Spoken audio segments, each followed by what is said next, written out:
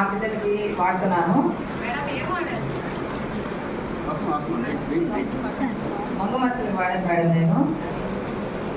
తర్వాత నాకు కీలవతం ఉంది, దాన్ని వాడాను, అది నయమైంది. మా చుట్టుపక్కల వాళ్ళకి కూడా బాగుంది మేడం వాడుతుంది.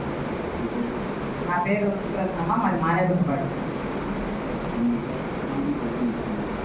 కస్తూరి మేడం. అంటే మేడంకి ఇప్పుడు దాకా మైక్ పట్టుకొని మాట్లాడడం కొత్త.